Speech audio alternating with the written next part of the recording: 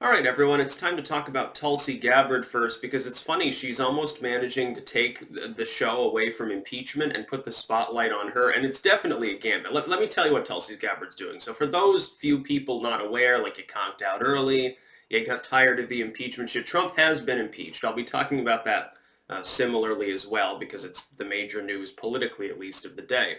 But Tulsi Gabbard voted present. She didn't vote for or against impeachment. She said, well, I'm just going to vote present. And her thing is she's saying, look, the nation's being torn apart. We need reconciliation. She is the only person, by the way, to do this. I think a couple Democrats voted no.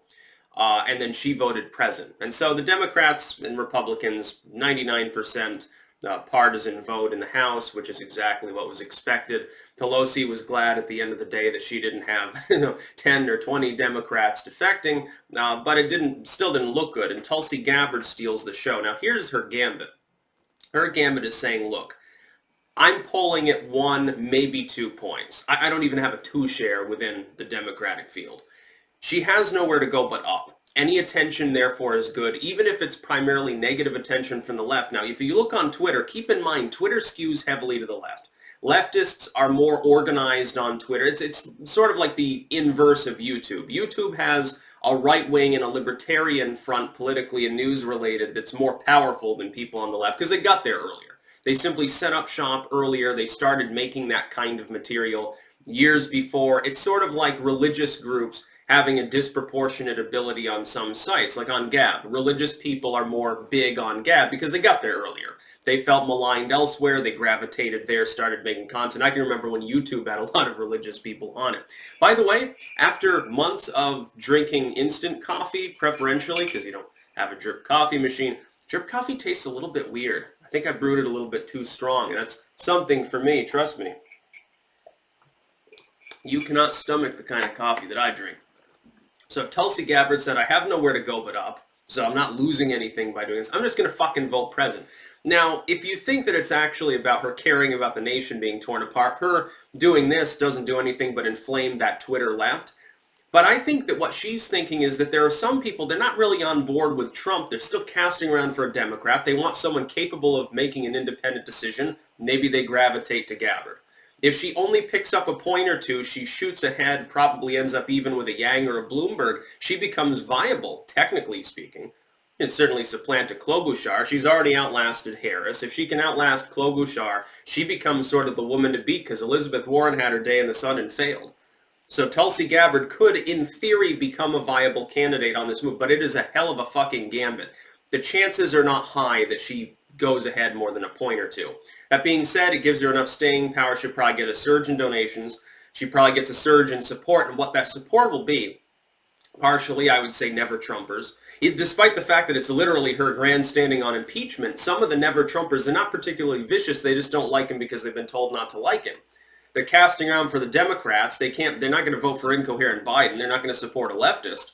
That's the top of the field, other than Buttigieg. He's been kneecapped by Michael Bloomberg, who's now arguably almost tied with him as Buttigieg falls down. Tulsi Gabbard as well. It's funny to watch like the hashtag Tulsi Coward, which Coward and Gabbard don't really rhyme. Okay, there's an RD at the end, but, come on, dude.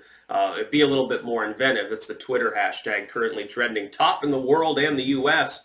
Is Tulsi Coward. It takes a lot more balls to stand against the hegemon of the Democratic Party, against the Pelosi's, and especially against the far left that is deranged and suicidal by even impeaching Trump in the first place, because impeachment is not popular. It takes more balls to stand against that, be the adult in the room. The fact that we're discussing someone who's a deeply anti-gun, extreme far leftist being the voice of reason at the moment within the Dem Party is no more funny than Yang 24 hours after shooting whipped cream into people's faces while opening an office in Iowa, looking really dubious in so doing, getting a little bit too into it, and it was hilarious. Him being the voice of reason when he spoke out against impeachment before and said, look, we're walking into a trap. We're not going to win 2020 if we impeach because it's going to blow up in our faces. The voices of reason, look at it this way. The people that are reasonable by the standards, by the norms of the new Democratic Party, Gabbard, who's not even 40, a House of Representatives member for a short time, basically the surfing mama of the Democrats, is being sane. She's the reasonable one according to any non-biased interpretation of the situation, because impeachment is a fucking farce. Pelosi now, she's holding back the articles. She's not even sending them to the Senate right now. I'll be talking about that at length separately. She's not even going to send it to, oh, Mitch McConnell's not going to be fair until he gives us an assurance that he's going to do what I tell him to do. We're not going to give him the articles. To the point where some people are speculating, hey, it might be the middle of January before they actually hold their trial in the Senate. It might be 3 weeks from now, after recess, I believe. They might never hold it. It might be March, April, who knows? Who fucking knows what's even fucking going on anymore within the Democratic Party sometimes? Gabbard decided she didn't want to. Gabbard would rather be seen retrospectively as having been right years from now and take the shit now than vote along party lines, disappear into the crowd, by the way, in so doing. She doesn't gain anything by voting for impeachment. And if she votes against, of course, she probably gets kicked out of the party and can't continue running at all. By voting present, she's saying, look, I would rather be remembered as having been the voice of reason within the Democratic Party by refusing to go along with what is an unpopular move. Check the polling aggregates. And by the way, when people say, well, we all know not to trust polls, I don't trust any individual poll. But RCP was pretty damn close to the mark in both of the last elections, the midterms and 2016. That's why I used them. I'm going to continue to use them. Yes, some polls slant in one direction or another.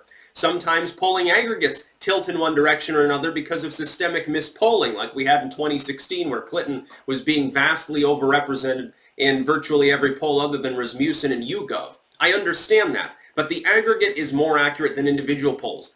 Every single one of the new polls shows unfavorability higher than favorability, or at the best 50-50 on impeachment. Trump's approval is not 50-50. He can only go up and become more popular because of this move.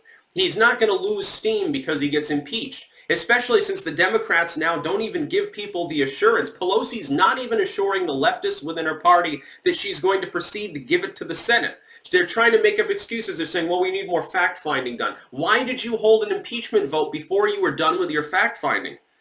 Pelosi, at a bare minimum now, is going to hold back the articles from the Senate for a while. And the excuse she's giving is, we need to gather more evidence. You should have gathered all of the evidence before holding an impeachment vote. It just smacks of a level of out-of-touch-ness that you can't even fathom. Oh, yeah, by the way, we impeached him, yeah, in a largely partisan vote, but we need more evidence for him to send it off to the Senate. And I want assurances from that McConnell. You don't run the Senate, Pelosi. You run the House of Representatives. You are the Democrat, you are the majority leader in the House. You have nothing to do with the proceedings of the Senate. Nothing. Other than nominating a few people to go ahead and be the Democratic representatives in the Senate trial, which is meaningless because it's lorded over by Mitch McConnell. He heads the Senate. He's the Senate Majority Leader. Chuck Schumer, your lapdog, is not in charge of what's going on any more than Devin Nunes had that much of a say over what Schiff was doing in the House proceedings. It's just not the way that it works. I applaud Tulsi Gabbard. That being said, would I vote for her? No. No, I wouldn't vote for her anyway because, of course, I'm going to be probably voting for Trump. At this point, it is hilarious to me what's happening. It's hysterical because the Democrats ignored the polling to the contrary of everything they were saying that showed it was an unpopular idea to impeach. And instead of taking the easy way out, which is take your lumps and censure him, but say ultimately we're not going to impeach because you could have given an excuse. Well, the Senate will acquit him anyway along partisan lines, so we're not even going to bother. The trial will fail, so we're just going to censure him, make it known that we oppose him, make it known that we believe he fucked the election, but there's nothing legally we can do because the evil Republicans in the Senate, they could have run against the Senate Republicans, which is a lot better than running against the executive because the Senate's less popular than Trump is. They could have run against Mitch McConnell as the boogeyman, and they chose not to do that. Tulsi Gabbard realizes that this is a problem strategically in every possible way and said, fuck it. I'm not going to go along with this. I'm not going to fall on my sword like the rest of the party. You can expect a good chance the Democrats lose the House over this. Any chance they had because of a tilted map of Senate races of regaining the Senate's probably been pissed out the window. If anything, I'd favor the Republicans to pick up another seat or two in the Senate. Even though 2-1 they have to defend there, they'll probably still end up walking away with victory. And Trump will probably be reelected. Gabbard, I think, is hoping to keep her job. She realizes, hey, I'm representing a blue district, and, I'm a leftist in every other way. I'll probably get punished for this. But, you know, ultimately, in the long span of things, when Trump is reelected, I can say, told you so, and run for my seat again. I think she said she's not running in the immediate sense, which means she's going to wait. She'll probably wait a couple terms, and then she'll come back and say, oh, miss me? Hey, you missed back when the Democrats won races? Because you got punished in 2020. That's what she's expecting. That's about all. Peace out.